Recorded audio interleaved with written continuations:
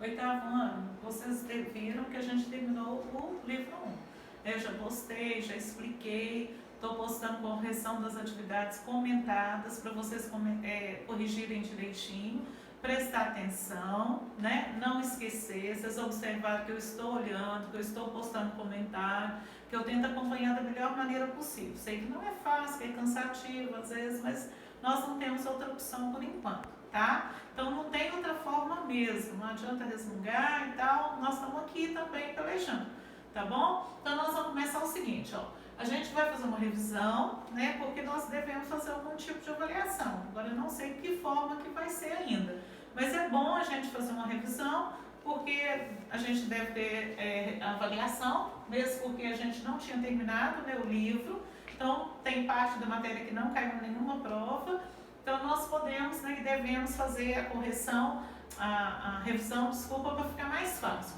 Então no capítulo 1, nós vimos o ser humano e seu lugar no mundo. Então, a gente volta lá e observa o seguinte, né, como o mundo está dividido, né, o ser humano no mundo, como o ser humano ocupou esse espaço, desculpa, como o ser humano ocupou esse espaço, como ele está distribuído nos continentes, principalmente, né?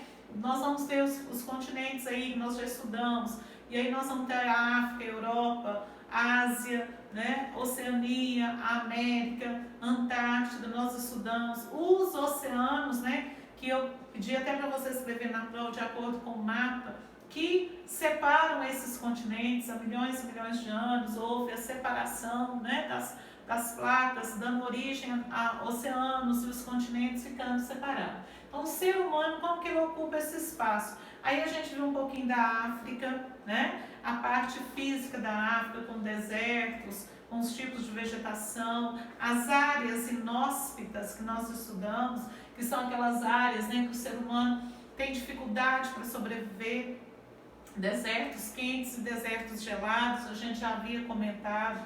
Nós vamos também para a Ásia, também tem desertos, o caso lá da cadeia do Himalaia, extremamente gelado por causa da altitude. As áreas mais populosas, aí depois a gente vai falar da população mundial, nós sabemos que a China é o país que tem mais população, né, maior número de habitantes.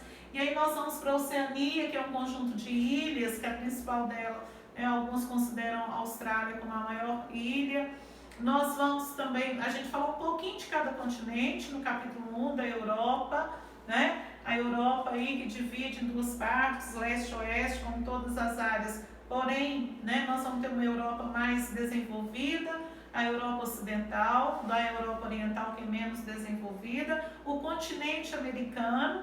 Nós também apresentamos áreas inóspitas, né, como a Cordilheira dos Andes, por causa da altitude, desertos e áreas semiáridas, como no caso do Brasil tem o Nordeste brasileiro, que é o semiárido, né, que a gente tem mais dificuldade de ocupação e muitas pessoas migram de lá.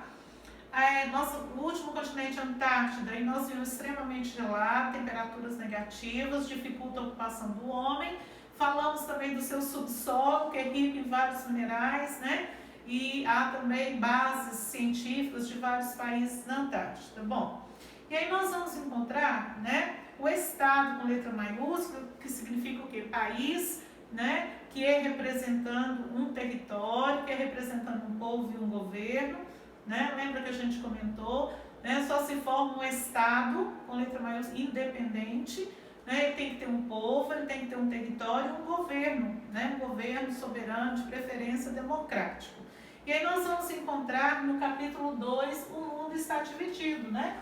O mundo é dividido em várias partes. E aí a gente observa que essa divisão, né, de uma forma geral, ela não é o quê? Igualitária, lógico, né? E nós podemos dividir de várias formas, de acordo com os aspectos naturais.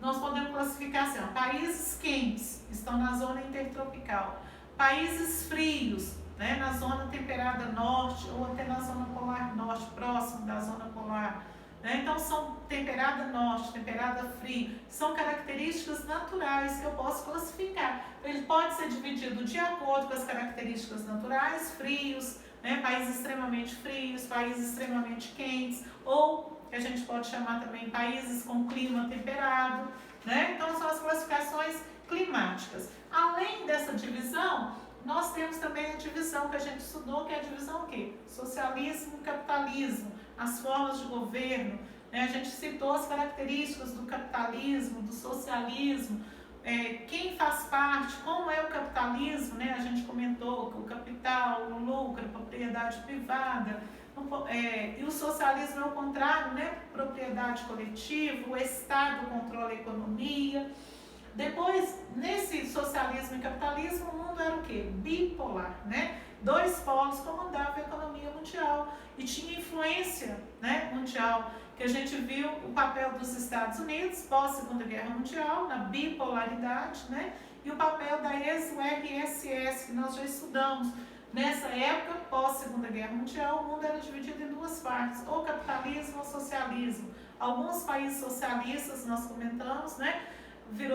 Passaram a ser ditadores, tem uma ditadura, governos ditatoriais, né? E aí a gente viu a influência dos Estados Unidos pós-Segunda Guerra Mundial. Também nós podemos dividir ele em norte e sul, o norte rico e industrializado e o sul pobre. Lembrando que não é levado em consideração esse norte aí, a linha do Equador, lembra que eu comentei com vocês? Mas sim o grau de desenvolvimento. Também no mundo dividido nós podemos falar o quê? Países centrais e países periféricos. Quem faz parte dos países centrais? Países ricos, desenvolvidos. Quem faz parte dos países periféricos? Subdesenvolvidos ou em emergentes, né? Em desenvolvimento.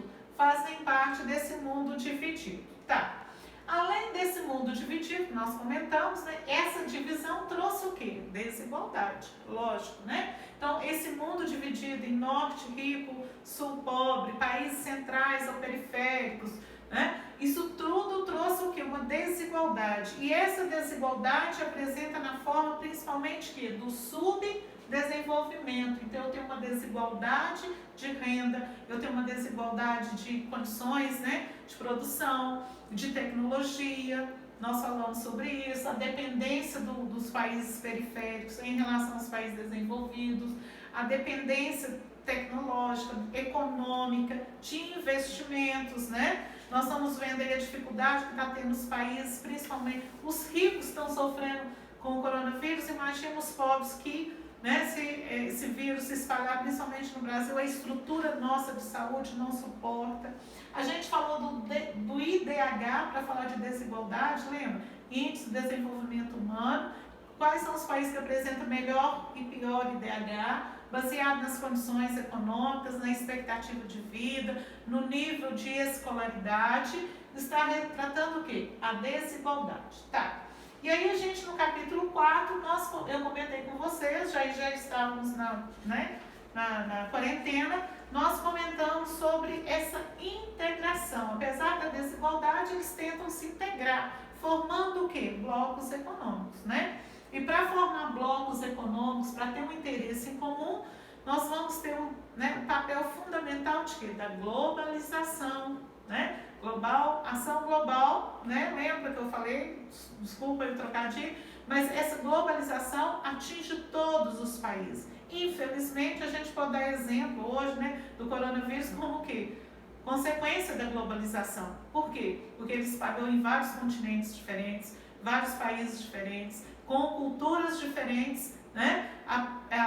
Resultado, né, principalmente da ação do homem, da migração, do intercâmbio de pessoas, de mercadorias, principalmente pessoas, espalhando esse vírus. Então, nós vamos ter a globalização. Para retratar a globalização, nós temos a ação de quem? Das multinacionais, que são empresas grandes, de países ricos, desenvolvidos, que espalharam pelo mundo todo, e a gente já estudou, buscando recursos, buscando lucro, né? Buscando matéria-prima, mão de obra qualificada. Para representar essa integração, nós temos as multinacionais. E os países também formaram blocos, né? Nós vamos ter aqui no caso da América do Sul, o Pacto Andino, a Cordilheira dos Andes, são os países que compõem, o Mercosul, do Cone Sul, nós vamos ter o NAFTA na América do Norte, né?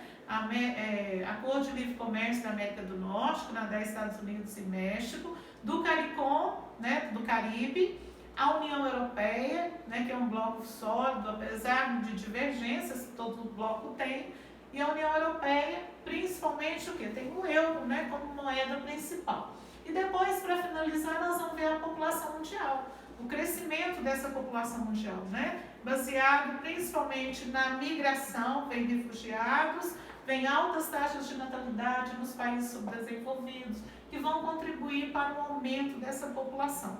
Né? E tem países que vão ter um número maior de população, né? A China, Índia, a Indonésia. Nós vamos encontrar uma população muito grande baseada nos critérios econômicos também, né? Mas principalmente culturais, certo?